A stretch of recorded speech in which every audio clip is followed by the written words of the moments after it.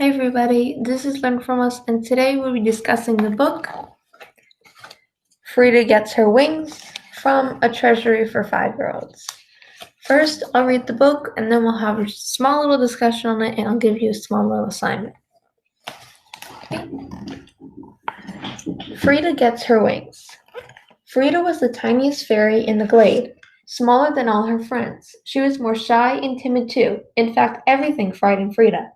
When Frieda heard something go flap, flatter, flap, flap, flutter, flap, she ran to hide among the daffodils. Come out, silly, laughed her friend Felicity. It's only a butterfly. Frieda's cheeks turned bright pink with embarrassment. Splish, splish, sploosh, Frieda heard as she felt something wet on her head. Oh no, she quavered, ducking under a toadstool. It's just a little rain, laughed Wendy and Melissa. How can you be frightened of that? Frieda turned away ashamed. Whoosh, whoosh, Frieda heard, and she rushed to shelter inside a hollow log. Frieda's even afraid of the wind, said Wendy. She'll never get her fairy wings. A tiny tear slipped out of Frieda's eyes. More frightening than the wind, or the rain, or the butterflies' flapping wings was the thought that Wendy might be right. Frieda longed to get her fairy wings. She dreamed of the day when she would be able to flitter and fly in the moonlight like the grown-up fairies. But she knew that she would have to earn those wings. Every year, on the first day of spring, the Fairy Queen gave lacy, delicate wings to all the young fairies who had proved their bravery. Any fairy who wasn't truly brave would have to wait for another whole year. Frieda was hoping that it would be her turn this year, but how could a frightened fairy ever be brave? As the first day of spring drew near, all of the young fairies tried to outdo one another with daring deeds. From her golden throne beside the glade, the Fairy Queen watched them all. Frieda watched too. I can reach the top of the rose bush, Melissa called, climbing up the thorny stem. Waving proudly from the top, she plucked a perfect blossom. Then she leaped down with it and raced to the Fairy Queen's throne. A present for you, your Majesty, said Melissa, curtsying before the Queen. I didn't mind the thorns, and I wasn't even frightened when I jumped. From the top, I hope you will think I am truly brave. Thank you, Melissa, said the Fairy Queen. I am certainly impressed. Frieda watched and sighed. She would never be able to climb a rose bush. How was she going to impress the Fairy Queen? That afternoon, Wendy decided that she would bring the Fairy Queen a special present, too. And I'm going to be even braver than you, Melissa, she said. Wendy began climbing a tall tree. Up Wendy went until she reached the beehive near the top. Be careful, Wendy, or the bees will sting you, called Melissa. I'm not frightened of bees, she shouted. I'm too brave for that. Reaching into the hive, Wendy pulled out a chunk of sweet, waxy honeycomb. Then, before the bees could catch her, she scrambled down and rushed off to give a present to the Fairy Queen. Thank you, Wendy, said the Queen, smiling at her. You are certainly fearless. I bet I'll be the very first fairy to get my wings. Wendy boasted to her friends. The next day, as Frieda and her friends played in the wood, a dragonfly zoomed past. Frieda ran to hide, but Melissa chased after it. See how brave I am, she shouted, leaping onto the dragonfly's back. I'm not afraid of anything. Zoom, vroom went the dragonfly, swooping and looping and soaring through the air. Yippee! Cried Melissa. Being brave is fun. The Fairy Queen watched and smiled, but Frieda standing by herself was miserable. I can't climb high, and I'm scared of dragonflies, she thought. How will I ever earn my wings? Suddenly, Frieda's thoughts were interrupted by a noise coming from a puddle behind her. Frieda turned to listen, and it was someone crying for help. Frieda ran over and saw a ladybug struggling in the water. Help me, please, she called. I can't swim. The ladybug would drown unless someone dived in to save her, but Frieda's friends were all watching Melissa and the dragonfly. Frieda was the only one who could help. Don't be scared, said Frieda, trying to stop her voice from trembling. I'm coming to get you. Quaking with fear, Frieda jumped into the puddle and swam out to the ladybug. Climb on my back, she said to the grateful little bug. All at once, Melissa saw what was happening. Look, she told the others, Frieda's rescuing Ladybug. They all ran over to watch, and they cheered as Frieda brought the ladybug to safety. Fluttering above them all, the Fairy Queen looked down and smiled. The next day was the first day of spring, and all the fairies, young and old, gathered before the Fairy Queen's throne to see who would get their wings today. The young fairies were chattering with excitement. Hush, said one of the older fairies. The Queen is ready to make her announcement.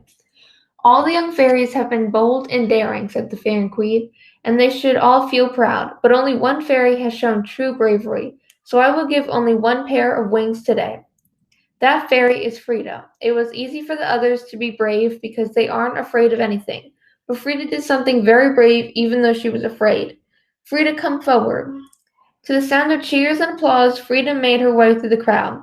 As she knelt down, the Fairy Queen waved her wand, sending out a shower of glittering fairy dust. There were gasps of delight as a pair of shimmering, lacy silver wings appeared on Frieda's shoulder. Frieda's friends rushed over to look at her new wings. I'm sorry we laughed at you, said Melissa quietly. Me too, said Wendy. Now I can see that you're the bravest of us all. Thank you, said Frieda, smiling. Then very gently she fluttered her brand new wings and rose into the air above the admiring crowd.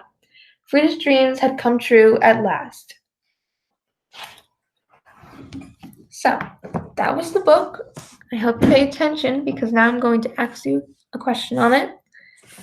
What do you think is the theme of this book? I hope you listened to our last video on theme because that will really help you find the theme of this book. So think about it for a few moments. Remember Frieda and her friends and what the Fairy Queen did, and decide what the theme of the book is.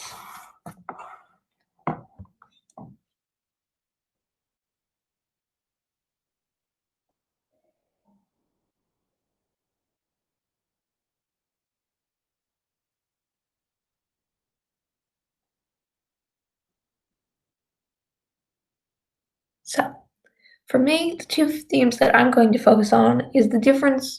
The first one I'm going to focus on is the difference between being fearless and being brave. That was definitely a comment that I felt came through in the book. And I just want to remind you all, show you some examples throughout the book how it was Melissa. She climbed all the way to the top of the rose bush and she picked out the perfect blossom, and she wasn't afraid of the hot fall or the jump or the thorns at all. She ran and she went up and she did it all without any fear. And Wendy, who climbed up the tree and reached her hand into a beehive to get the honey for the queen, and she wasn't afraid of the bees, she wasn't afraid of being stung, and she just did it. And then we have Frieda, who we know is very, very afraid. She's the one that's the most afraid out of all of them. But she still jumps into the water and does it. She shows true bravery. The other people showed that they were fearless, but there's a difference between being fearless and being brave. Being brave, like the Fairy Queen said, is doing something even though you are afraid. You're brave. But they weren't afraid, so they were just doing something that they weren't afraid to do and that they do anyways. Another theme I like to focus on is looking past the surface of things to find someone's true heart. Frieda, she was at the surface a very cowardly person. She ran and hid from everything, and she was afraid to do anything. And that's what you saw on the surface, that she was very cowardly. But when it came to it, and it really mattered, like saving that ladybug, she was willing to reach in deep and find her bravery inside, and she was able to impress them all and show that she was the bravest of them all, even though on the surface she looks really cowardly and really afraid. So, that's the two themes I found for this book. If you found others, good for you, great for you. I hope you can find examples like I did to justify them, because that's really important with theme too. You can't just be able to pick something from a book and say, oh, this is the theme. You need a justification. You need examples throughout the whole book. Because remember, theme is through the whole book. It's not just one section of the book. You need a theme throughout the whole book. And it's not the subject. So no one came out and said, oh, Frieda's cowardly on the inside, cowardly on the outside, but brave on the inside. No one said that. I looked in the book and I thought through the examples and I found that. So that's the theme. The subject could be Frieda got her wings from finally showing bravery, but that's not the theme. Now, I have a small assignment for you. I want you to create a character chart where you write Frieda's physical traits on one side, and you can get that from the pictures that I showed you. And if you want me to show them again, I will. But on one column, have the physical traits, and on the other column, have the emotional traits and her personality. Like, she's afraid, but she is brave, and she's kind of realistic, I guess, and she's hopeful and wishful, and she wants her wings, and she's really sad at herself that she can't do it. That's more emotional. And then for her physical traits, I'll show you her photo. I'll show you one with her wings. You could also describe the wings if you want. But that is her right there in the center, right next to the Fairy Queen and all her friends. And you can describe her physical traits there. You can describe the color of her dress, the color of her hair. You can describe her hair's length, if it's curly, if it's straight. And, she is, as it said in the beginning of the book, because, as you know, the book, you have to pay attention because the book will always be dropping small little characteristics of her. And in the beginning of the book, it said she was the tiniest fairy, so that's also a physical trait. Books are always dropping small little hints in between their stories that you don't even really realize, but it helps you form a visual. So it's important just to subconsciously note it, and making a character chart can help you start doing that once you start actually noticing them and reading back and looking at it and noticing it. And then eventually you'll subconsciously do that. But that's what I want you to do, and if you want, you can do it for the other characters and the Fairy Queen and her friends, but really just focus on Frieda. If you don't feel like taking that extra set, that's fine, but she is the main character, so I'm sure you'll be able to find plenty of definitely emotional traits, and from the photo, her physical traits, and her friends, if you want. You can definitely describe them. And if you want, you can also make a side note about her character development. How in the beginning here's one character development. How in the beginning she was very cowardly, very afraid, but towards the end, she got braver, and she wasn't even afraid, if you took note, to use her wings and to fly above them all, even though she was too afraid to fly on a dragonfly, or she was too afraid of the wind. But in the end, she found her bravery, and now she's able to fly above them all on her wings that she earned. So that's all I want you to do. That's it for today, too. So there's your short little video. Remember to like and subscribe because we really appreciate it, and it really helps a lot. Thank you so much for watching, and have a great day. I hope you really learned something from this video.